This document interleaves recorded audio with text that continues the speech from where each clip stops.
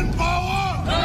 It's a cold day in New York, but Uber drivers are hot mad at their employer. Driver power! Union power! Drivers protested outside Uber's headquarters in New York Monday afternoon, part of a day-long strike pushing for Uber to drop its suit, which is halting a wage increase that was supposed to go into effect Monday. The people who drive the cars, the people who make this whole industry work, Uber has no respect for them. This is just corporate greed. The city approved raise and fare hikes proposed by the New York City Taxi and Limousine Commission. A judge put a temporary hold on the measure after Uber says the hikes would cost between $21 and $23 million each month and could increase rider fares by 10%. Uber told Newsy gas prices have fallen since the proposed wage hike and told Newsy drivers do critical work and deserve to be paid fairly, but rates should be calculated in a way that is transparent, consistent, and predictable. Shame on them.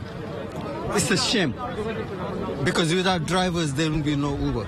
Ibrahima Gori has been driving since the early 90s. First a yellow taxi, then Uber in 2014. He switched thinking the job would give him more flexibility, but he says Uber advertised itself to be a better company than it has been. He sometimes works at least 10 hours a day, more at the end of the month, to make ends meet in the nation's most expensive city. 10,000 times worse than yellow cab drivers.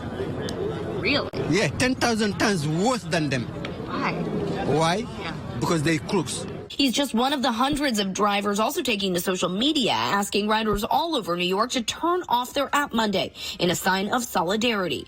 Councilman Shaker Krishnan, who represents the largest concentration of drivers in New York City, says the fact that Uber went out of its way to file the suit is the worst part. That is one of the most offensive things I've seen for a billion-dollar corporation that depends on the very labor of its drivers to take the affirmative step of going to court to block pay increases and claim that they can't afford to pay them tells you everything you need to know about the interests of this company and who they place over their own very workers.